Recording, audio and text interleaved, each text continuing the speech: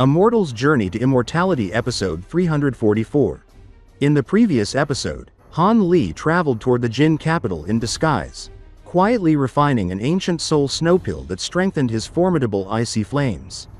To avoid attracting attention within the Empire's heartland, he chose to journey like a mortal, riding a worn-out cart pulled by an old horse. Along the way, he crossed paths with a powerful cavalry unit escorting mystical carriages, and inside one of them, a familiar pair of eyes briefly recognized him. Moments later, as Han Li stopped at a roadside tea shop, the soldiers approached and invited him inside. There, he unexpectedly reunited with Cao Mengrong, the young woman he once guided in cultivation years ago. Now accompanied by her martial sister and a renowned general, she greeted him warmly, surprised and delighted by the chance encounter. At the end of the previous episode, Han Li stepped into the tea shop, uncertain of why fate had brought them together once more. What will happen next? Stay tuned. And the story continues.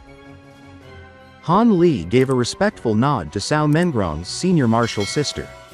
But when he heard of the man's unordinary status, his expression stirred and he said, "The South Pillar General, so you were one of the 8 illustrious generals of the Great Jin. I've been too rude." Han Li spoke with quiet sincerity, yet inside he was surprised, although he cared little for the mortal court of the Great Jin Empire.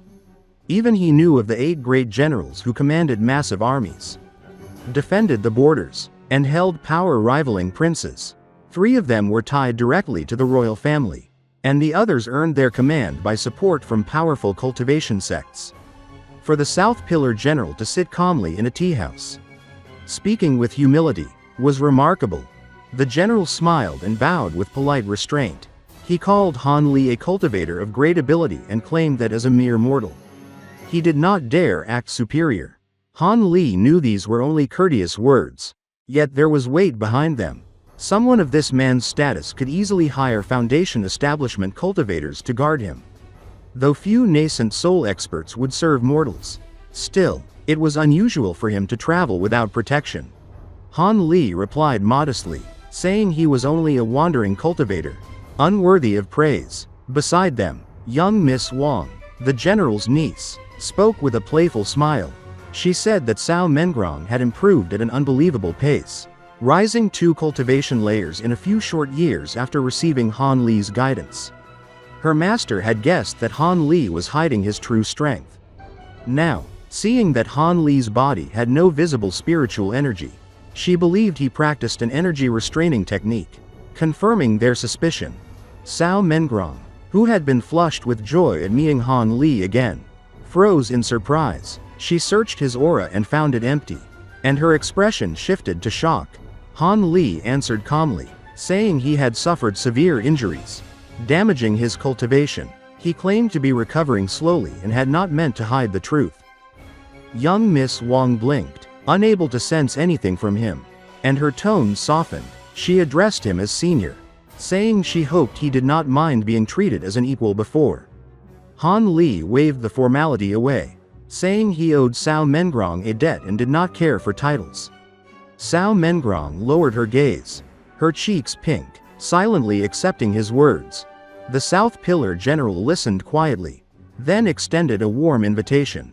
Since Han Li seemed to be heading toward the capital, he suggested they travel together.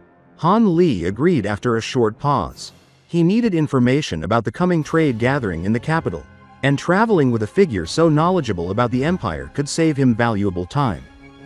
As they spoke, Han Li learned a little of Cao Mengrong's recent life. Her father, once a small county officer, had been transferred to the capital and given a new position in the military administration. Although the rank itself had not changed greatly, being stationed in the heart of the empire marked a great advancement. Cao Mengrong had been in secluded cultivation when her father left, and by coincidence, when her martial sister and uncle passed through her region, she emerged from seclusion and joined them. Han Li spoke only vaguely about his own past years. He said he had been recovering from injuries and left details untouched. Given how he was found sealed in ice, the 2 women did not press him for answers. Soon a waiter served fresh tea, the steam curling through the air. They drank quietly for a moment. Then the general began discussing ancient history. His manner shifted from that of a hardened leader to that of a cultured scholar. Gentle and thoughtful, he spoke of old records preserved in his estates. Han Li found the man unexpectedly knowledgeable. Although Han Li did not consider himself a historian, his search for ancient pill recipes and forgotten techniques had led him through countless dusty archives. And he could discuss obscure legends with insight. Their conversation deepened quickly. They discussed ancient catastrophes, the shifting of heaven and earth, unstable spatial tiers, and the theory that devils and demons once entered this world freely. The general listened in fascination. Even the two core formation cultivators serving his estate had never spoken of such things. The general leaned forward, hungry for answers, praising Han Li for broadening his perspective. Young Miss Wang watched with mixed amusement and disappointment. She knew her uncle's passion for old knowledge, and now that Han Li triggered that passion, her uncle had nearly forgotten her and Cao Mengrong's presence. Cao Mengrong sat silently, listening to Han Li's calm voice, her eyes flickering toward him from time to time. Each time he noticed, she would turn away, as if she feared her thoughts would be discovered. Young Miss Wang saw everything, her expression slightly playful. She remembered how her junior martial sister had blushed when mentioning Han Li on their journey, hinting at something more than respect. But now that she saw Han Li in person, she found him very different from her imagined image. He was neither the striking young hero she expected nor radiated the bold confidence she pictured. Other than his tall frame, nothing stood out, and she doubted the match. If he was truly beyond foundation establishment, his lifespan would stretch far beyond her junior martial sister. She wondered if she should intervene before her junior martial sister's affection deepened. In her position, changing Han Li's mind would not be difficult. If he refused, she could simply ask the two hired core formation cultivators to persuade him more forcefully. While she silently weighed her thoughts, Han Li continued speaking about the distant past. His words painted images of collapsing worlds and cosmic upheaval. The general nodded eagerly, then asked about an ancient legend of a celestial mountain called Kunwu, rumored to be home to an immortal. He was mid-sentence, eyes bright with excitement, when a sudden sound echoed through the room. From within Han Li's body came the clear cry of a dragon. Sharp yet distant, like a sword spirit calling from another world. Although not loud, every ear in the tea house heard it clearly. Han Li stiffened, rising instantly. Blue light flashed around him, and in the next breath he vanished. The two women gasped and whipped their heads around, only to see that Han Li was now standing outside the tea house, staring toward the sky, his face grave. Young Miss Wang hurried out, asking if he had a magic treasure hidden inside his body, and whether he was truly a core formation cultivator. Cao Mengrong could only clutch her scarf, her face pale, her heart trembling. Han Li took a deep breath. Gathering his composure, he turned to them and said that he had sensed an old friend flying past overhead. The presence had moved too fast for him to catch. He apologized for alarming them and explained that the sound came from a flying sword sealed within his body. Because of this unexpected event, he could no longer travel with them. He had urgent business to resolve. He bowed with genuine regret, then lifted into the sky in a streak of shining blue light. The tea house fell silent for a breath, and then chaos erupted. Common patrons collapsed to their knees, shouting messages of awe and fear, voices echoing across the street. An immortal, a great immortal had flown past us. They had flown near us. For a time, an uproar spread throughout the tea shops nearby. After the time it took to finish a meal, Han Li arrived on top of a small mountain. He looked at the huge city in the distance and saw carriages and pedestrians busily making their way through the gate. From the mountaintop, Han Li watched the distant capital of the Great Jin, its walls stretching across the horizon like a sleeping giant. Mortals hurried in and out of its vast gates, tiny figures compared to the towering stone that guarded the city. His eyes narrowed with a heavy expression. His mind was not on the bustling sight, but on the memory of the flash of sword light that had escaped him earlier. Two of his treasured swords had flown by in the hands of an enemy he knew all too well. Monarch soul divergence's calm, ancient voice echoed in his mind, urging restraint. He explained what Han Li already understood deep down. even though he had confirmed the Elder Devil's presence in the Great Jinn. Now was not the time to pursue him. Han Li listened in silence, watching the city while calculating the risks. The Elder Devil might appear wounded from the past, but it surely had regained strength by devouring souls and cultivating its sinister power. If Han Li forced a confrontation now, with his cultivation not fully restored and his treasures still incomplete, he would likely lose. Han Li quietly agreed. He had been tempted earlier, tempted by the desire to reclaim his swords and unleash the full power of his Oriate sword formation again. But the odds were poor. 1 chance in 10 was not enough to gamble his life. He spoke calmly, admitting his own impatience, and comforted himself with the knowledge that the Elder Devil could not easily destroy the swords. Their materials were too rare, their forging too refined. Even the devil would hesitate to burn something so precious to ash. Monarch Soul Divergence sighed wistfully, praising the blades Han Li had created. If they had been honed for 4 centuries, their power might rival ancient treasures of legend. Han Li responded with a dry chuckle. He had no intention of spending nearly half his lifespan polishing swords. The spirit in his mind laughed as well, admitting that if he had been as cautious and shrewd in his own lifetime, he might have advanced much further. Talk soon turned to the reason the Elder Devil had appeared in the capital.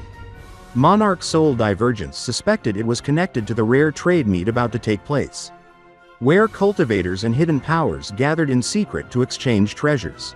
He warned Han Li to avoid being recognized. Han Li nodded, his gaze sharpening. His original plan had been to use the connections of the South Pillar General to learn more about this meeting. But now, after the unexpected encounter, he would investigate alone. He recalled that the Feng clan had a restaurant within the capital. If the establishment still existed, it might serve as a discreet way to gather information without exposing himself at an inn. With his decision made, Han Li stepped off the mountain, gliding toward the distant city. The Jin capital was vast, vast beyond the imagination of ordinary mortals. Huge walls encircled the city, and within them, additional fortifications rose every half-kilometer. It was a marvel of mortal engineering, massive stone walls stacked layer upon layer, built purely by the labor of human hands. The city was divided into 13 sprawling districts, each one large enough to hold a kingdom. The northernmost district was the imperial city itself, taking up an expanse of land dozens of kilometers wide. Even so, Han Li found himself unimpressed. In his lifetime, he had seen the scattered star seas, where majestic cities built by powerful cultivators floated over the ocean. Compared to those, this mortal capital was grand but not magnificent. What irritated him more was the pace. He had to walk through crowds like any ordinary man. No flying, no spiritual power revealing itself. It was a long, slow journey past district after district.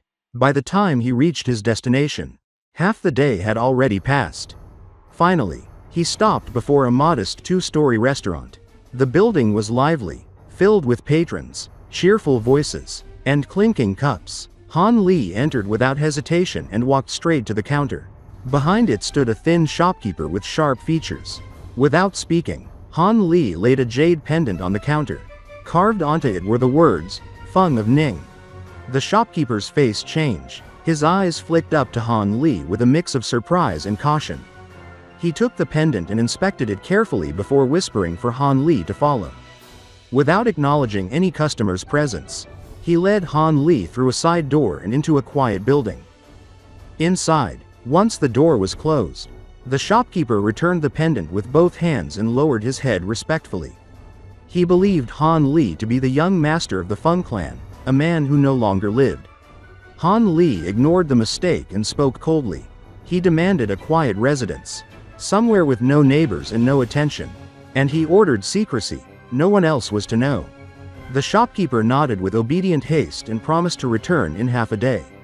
When he left, Han Li sat alone in meditation, waiting in silence. Hours later, footsteps echoed outside. The shopkeeper returned, excited, announcing he had found a residence. It belonged to a friend whose family was away for 2 years. It was isolated and empty. Han Li found the arrangement acceptable and told him to lead the way.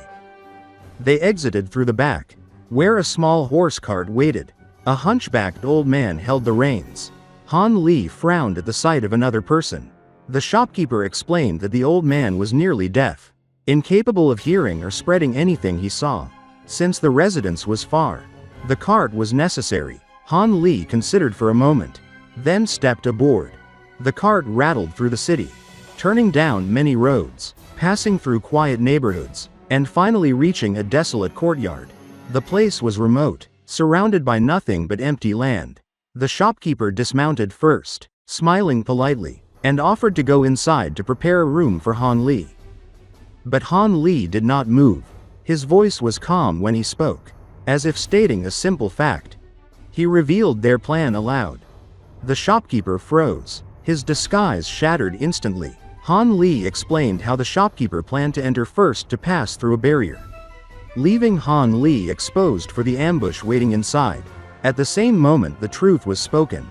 The shopkeeper panicked. He lunged toward the gate, attempting to escape into the courtyard.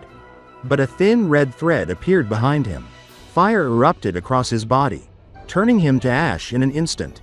The hunchbacked coachman reacted immediately, shouting a command. A green saber streaked through the air toward Han Li. Yellow mist filled the courtyard, and 3 hidden weapons shot out, 1 black pitchfork and 2 crimson halberds. Han Li did not even stand.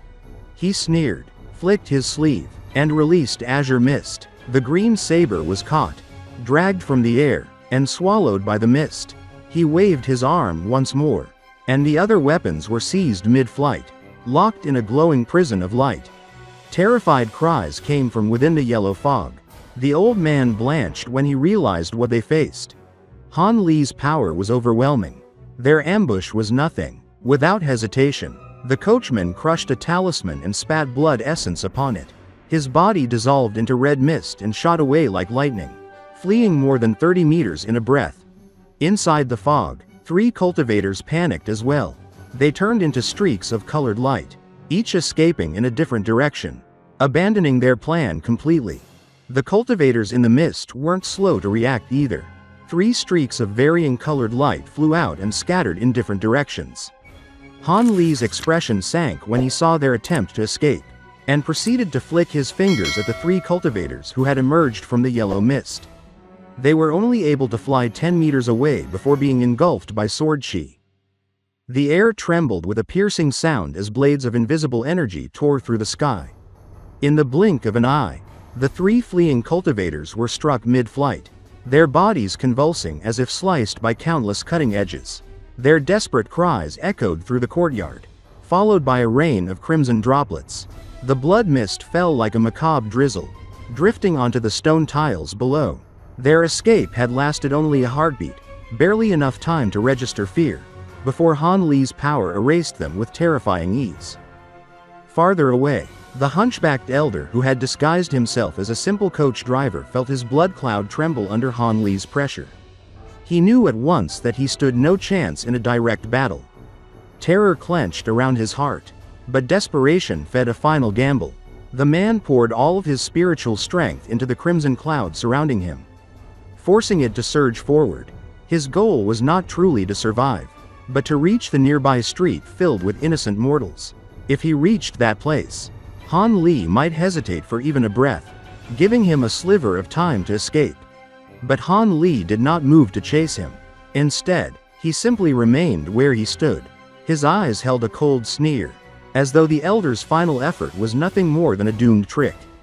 With a casual motion, Han Li extended his finger and pointed.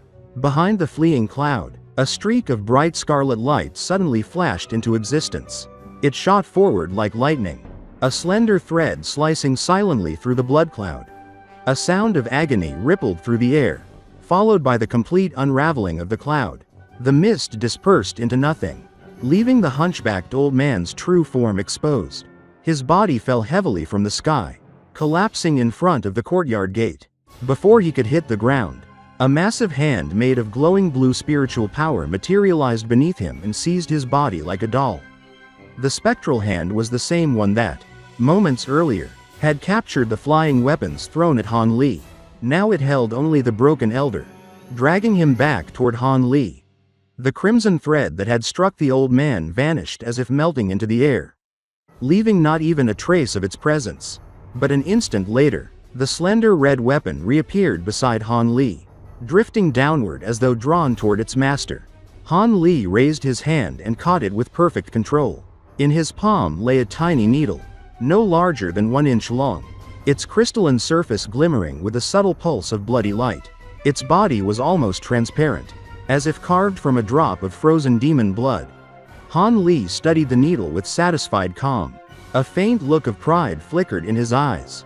It had taken considerable effort, materials, and refinement to transform the crystallized demon core into this hidden weapon.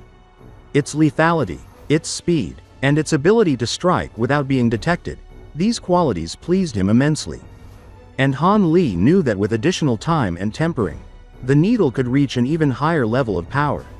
With a twist of his wrist, Han Li allowed the needle to dissolve into a streak of light that flowed back into his body.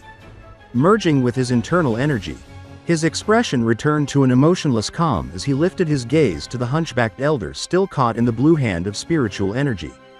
The elder's face was pale, more so because of the wound in his abdomen, now gaping from where the needle had pierced him. Fear trembled in his wide eyes. When Han Li looked at him, the man forced a desperate smile, lips shaking as he tried to speak. He lowered himself to begging, stumbling over his own words. His voice was filled with panic and flattering respect. Addressing Han Li as a powerful senior, he claimed it was all a misunderstanding, that they had mistaken him for someone else. He swore that he belonged to the Kong clan of Guaning and that he was willing to answer any question Han Li wished to ask. He hoped that speaking quickly, revealing everything, might somehow buy his life. But Han Li had no patience for pleas.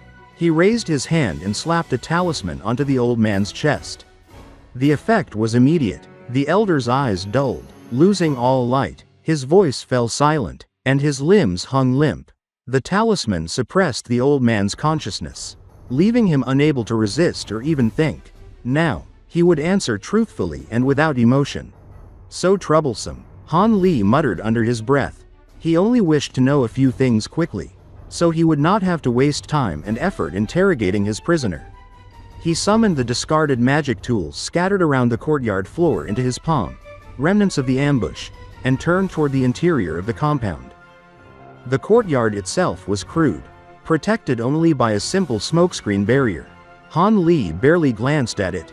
With a wave of his hand, blue seals of spiritual energy shot forth, slamming into the barrier. The flimsy restriction shattered like thin glass, dissolving into faint sparks. Han Li stepped through, dragging the unconscious elder behind him with the floating blue hand.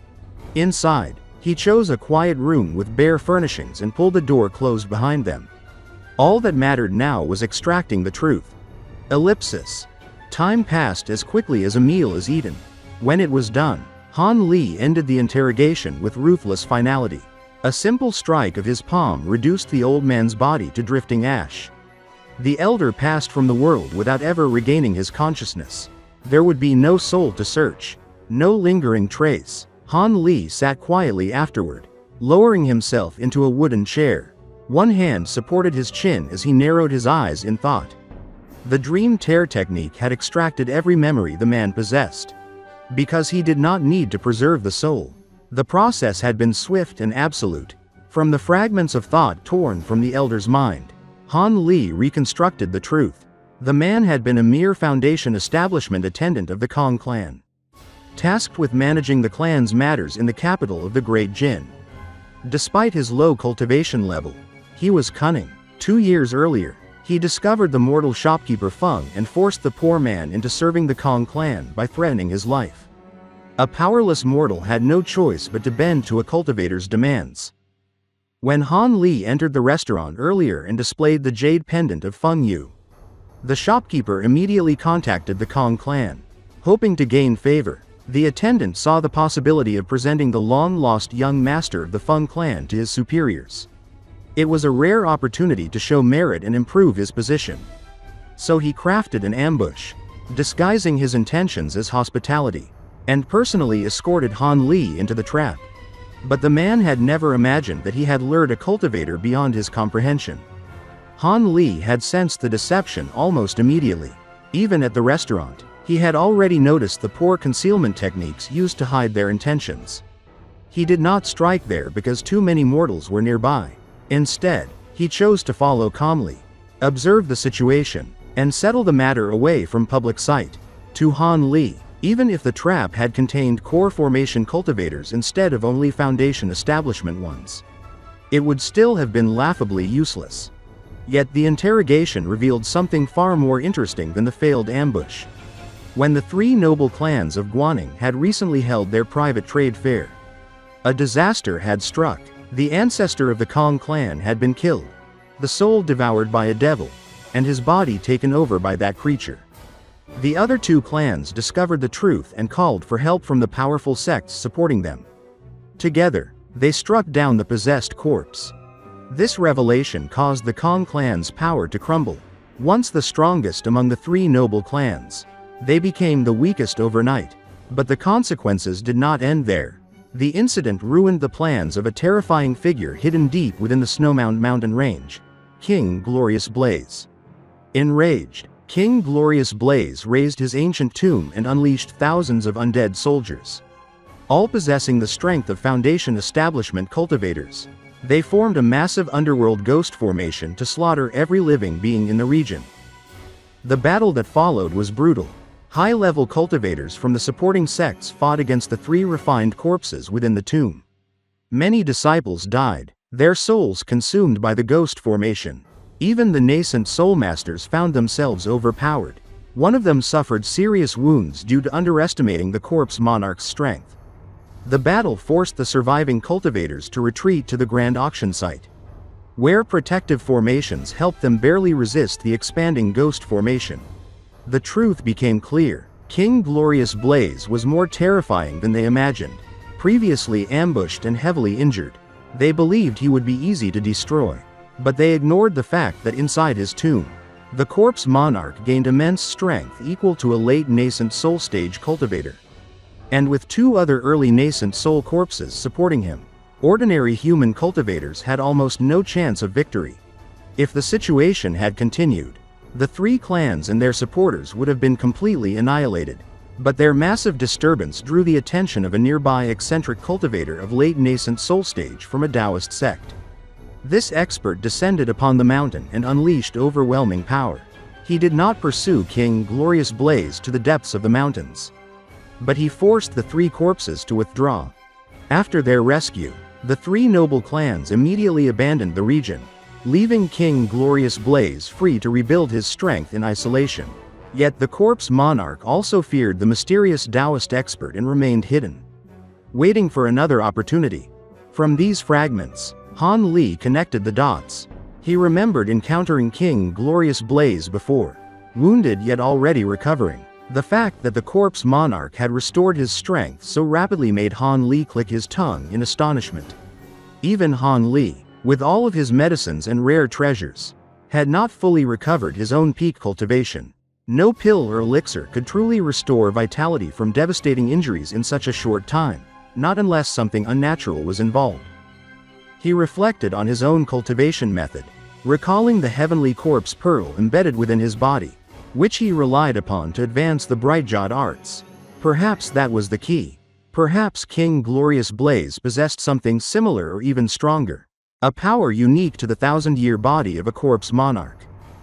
But speculation could wait. Han Li let the thoughts drift away and focused on practical concerns. He could not remain in this courtyard for long. The disappearance of shopkeeper Feng would inevitably draw attention, and he did not wish to deal with complications. It would be far easier to rent a quiet room in a monastery or temple, where cultivators rarely interfered and mortals minded their own business. He also needed to prepare for the upcoming events in the capital. A major auction was approaching, one that might draw powerful cultivators from distant lands. Han Li intended to gather information carefully and observe without revealing his identity. He would explore the hidden markets of the Jin capital, where rare treasures and secret news flowed beneath the surface.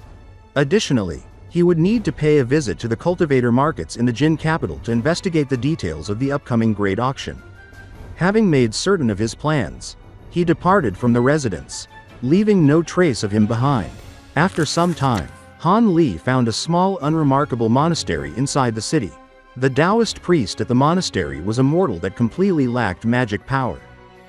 Han Li chose the monastery not for comfort, but because its simplicity made it the perfect temporary refuge. The mortal priest did not sense anything unusual about Han Li, and Han Li, in return, simply offered a generous amount of silver as alms. With that small gesture, he secured a quiet place to stay while observing the rhythm of the Jin capital. At dawn, Han Li rose and quietly left the monastery. His destination that day was not a market stall or a grand auction hall, but an academy built in the middle of the capital. Though it looked ordinary from the outside, Han Li sensed the presence of a cultivator inside. The academy itself was large for a mortal institution, clearly supported by wealthy patrons, likely tied to a Confucian cultivation force that blended scholarly arts with spiritual cultivation. Han Li did not approach the academy openly. Instead, he slipped inside without disturbing anyone. His steps were silent, his presence hidden until he chose to reveal it. Inside, he approached an elderly scholar who appeared calm, refined, and steeped in years of study. The man was a cultivator, though his cultivation was modest compared to Han Li's. When Han Li released the pressure of his nascent soul stage cultivation, the scholar's entire flow of spiritual energy froze in his meridians. For a lesser man, fear may have overwhelmed reason, but this scholar was composed. He stepped forward, hands folded in respect, greeting Han Li as a senior with courtesy rather than panic. Han Li smiled lightly, clearly satisfied with the man's behavior. He stated his purpose directly: information. He wanted to know about the cultivation markets of the Jin capital, and more importantly, details about the upcoming grand auction. The scholar listened and responded politely, admitting that while he knew enough about the markets to make a proper map, the auction was a different matter entirely. It was hosted by many powerful clans, tightly controlled, and even the locals only knew its time, location, and structure, not the items being offered. As he spoke, the scholar pulled out a white jade slip and inscribed a map using his spiritual sense. He explained that in 9 days, the auction would be held at the Treasureshine Pavilion, located in the Western Market. 2 events would be held separately, one for cultivators at the core formation realm, and another for those at the nascent soul realm. While higher stage cultivators could attend the lower auction, the reverse was forbidden. The auction was expansive, with over 100 rare treasures usually appearing, and it could last nearly a week if powerful seniors added their own private items. Han Li lowered his head in thought. So that was the scale of this event. The Treasureshine Pavilion would be the center of power, profit, and danger. When the scholar finished the jade slip, he handed it over with both hands. Han Li scanned it instantly and nodded with satisfaction. But before leaving, he added a sharp warning: the scholar must not speak of this encounter. A sinister chuckle echoed in the air, and before another breath passed, Han Li vanished in a flash of azure light. The scholar sat heavily after Han Li disappeared, reflecting deeply. Outside the academy, Han Li walked toward the Western Market, studying the map. The streets leading into the cultivation market were hidden behind illusion arrays that shielded it from mortal eyes. To Han Li, the street was full of cultivators flowing in and out of specialized stores. He avoided sweeping everyone with his spiritual sense. Doing so might alert stronger cultivators hidden in the area. With a grand auction approaching, hidden guardians would certainly be present to maintain order. The shops here were grand, built higher than the buildings in other parts of the city, each proudly displaying the wealth and influence of the powers behind them. Major clans and sects all maintained a presence here, each trying to display strength through elegant storefronts, rare wares, and servants trained to handle important guests. Han Li took out a list of rare materials he needed for his cultivation path. These were not common herbs or ores, but truly rare spiritual items that most stores could only dream of having once in a lifetime. He asked quietly from shop to shop, never staying long, already expecting disappointment, but his true purpose in the market was broader. To participate in the auction properly, he needed spirit stones, many spirit stones. His reserves had been heavily depleted during his disguised travels and purchases. Now, He would need to sell some of his own rare treasures, and only a wealthy pavilion could offer the amount he needed. On the street, he noticed a particularly large 3-story building. It was much busier than its neighbors, with many cultivators entering and exiting. On its gate, golden characters read, "Hidden Fortune Pavilion." Han Li paused. He had heard of this place. It was famous for its portable mansion rooms, tools that could unfold into entire living spaces with their own formations. It also had a reputation for handling rare goods discreetly and paying high prices when it wanted something. Han Li stepped inside. The first floor was expansive, almost like a hall. Dozens of young servants, still mortals, but trained to channel weak spiritual energy, welcomed guests and displayed items. One servant approached Han Li, but before he could speak, a white-robed middle-aged man lifted his gaze from a teacup. With a sharp tone, he dismissed the servant and hurried forward to greet Han Li personally. The man had sensed that Han Li was a nascent soul stage cultivator, and pavilion rules dictated that such a guest must be handled with great respect. He bowed deeply and invited Han Li to the 3rd floor, explaining that nothing on the lower levels would be worthy of his interest. Cultivators on the 1st floor watched with wide eyes and whispered in awe. Seeing a nascent soul stage cultivator was rare for them, and Han Li's youthful appearance only made him more mysterious. On the 3rd floor, everything was quiet and elegant. Only 2 beautiful female cultivators were present, trained to serve tea and assist important negotiations. The middle-aged man invited Han Li to sit, offering rare spiritual tea purchased at great expense. Han Li did not even glance at the cup. Instead, he set down a green jade slip on the table. His tone was calm but direct. He wanted to know if the pavilion possessed any of the rare materials on his list. He had searched many places, and his expectations were low. The merchant smiled, took the jade slip, and began to read. As his spiritual sense moved across the list, his expression changed, first curiosity, then surprise, and finally speechless disbelief. These were not materials one could find by chance. They were items that even major sects seldom possessed. He withdrew his spiritual sense and admitted honestly that most of the items were beyond the reach of normal shops. Even for the Hidden Fortune Pavilion, they had only one of the materials listed, a crystal called the Thunderspirit crystal.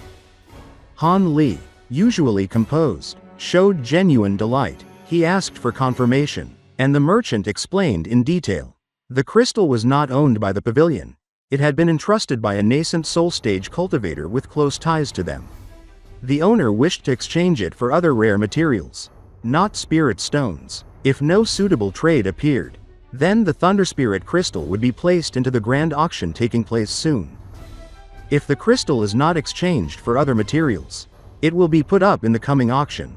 When Han Li heard about the conditions to acquire the Thunderspirit crystal, he rubbed his chin and asked, "An exchange? I actually have a few materials on hand that could be traded for it."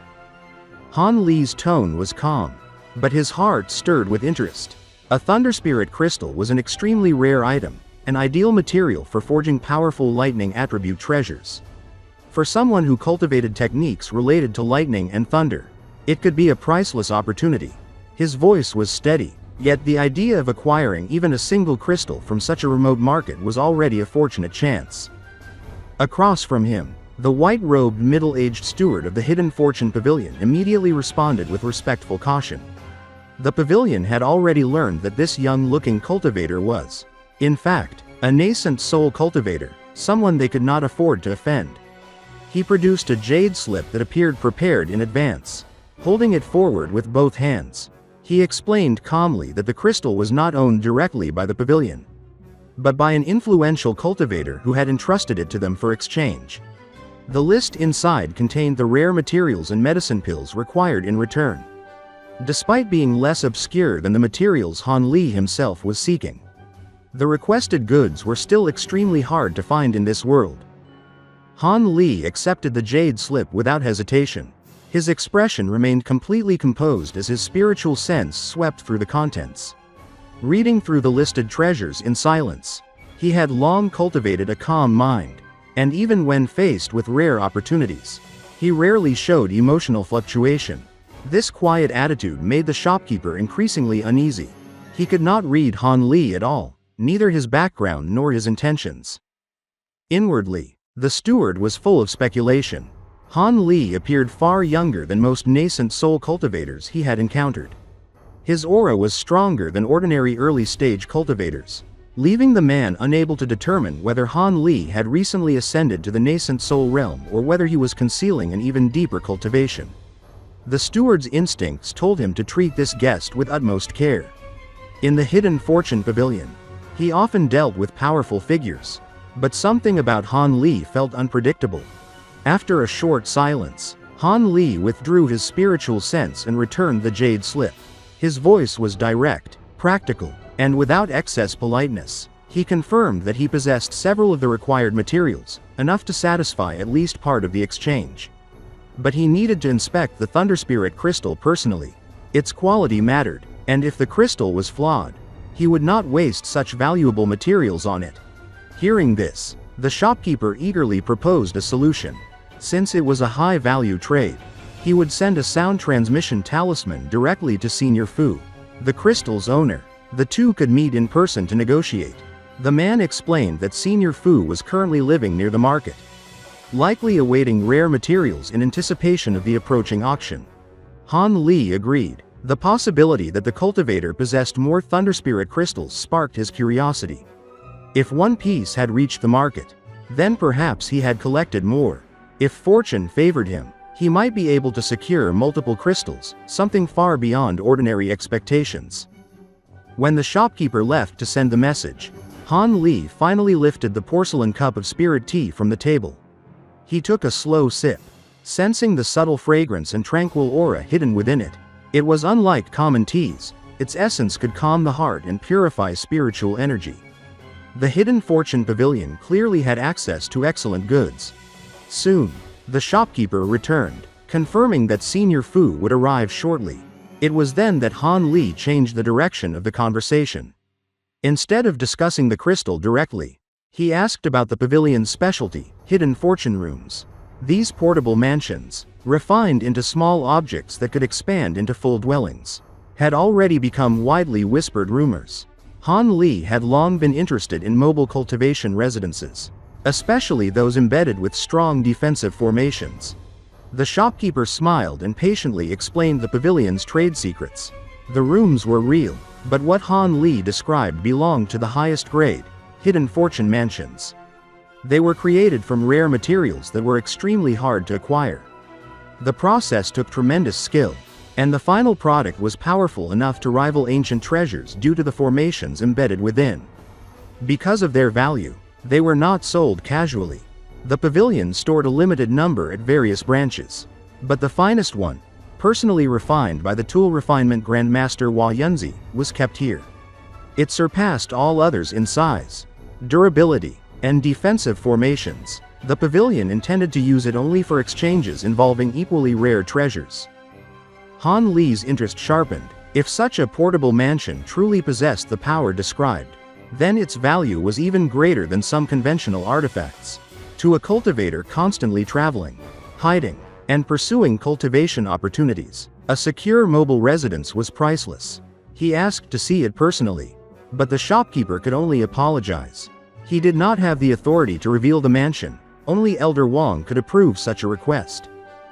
Just as Han Li was considering the matter, his expression suddenly tightened in alertness. Before the shopkeeper could ask why, a booming voice resounded from below. An old man's tone carried impatience and strength as he called out, demanding to know whether someone truly intended to trade for his crystal. He claimed he had left a critical moment in his cultivation to come here. Heavy footsteps followed, and in a blur of movement, a massive figure appeared at the top of the stairs. Han Li raised his gaze and found an imposing old man dressed in black robes. His skin dark red like tempered iron. His aura surged with mid-stage nascent soul cultivation, and the oppressive force radiating from him would have intimidated most cultivators. Han Li's eyes narrowed slightly. This Senior Fu was far stronger than expected, just one step away from late nascent soul stage. The old man immediately laughed and strode forward. He did not hide his interest in Han Li. His gaze openly evaluated both Han Li's youthful appearance and deep cultivation. He remarked that anyone possessing something he wanted could not be ordinary. The two exchanged polite greetings, acknowledging each other's strength. Without delay, the negotiation began. The old man asked directly what Han Li had brought for exchange. Han Li smiled and calmly revealed his offer, a scarlet essence mushroom that had matured for over 1,000 years. This was not the ancient 3,000-year mushroom he had traded in the heavenly south, but one cultivated from that strain. For most cultivators, even a 1,000-year mushroom was a miracle. Old Man Fu's eyes brightened with excitement. The mushroom was precisely the medicinal material he needed for a breakthrough. He immediately agreed to exchange the Thunderspirit crystal for it. But understandably, both sides wanted to confirm the authenticity of the other's treasure. Han Li would show the mushroom, and in return, Fu would reveal the crystal. Old Man Fu turned to the shopkeeper and ordered him to fetch the crystal. The shopkeeper hurried away to retrieve it from the secure vault. While waiting, Old Man Fu studied Han Li again.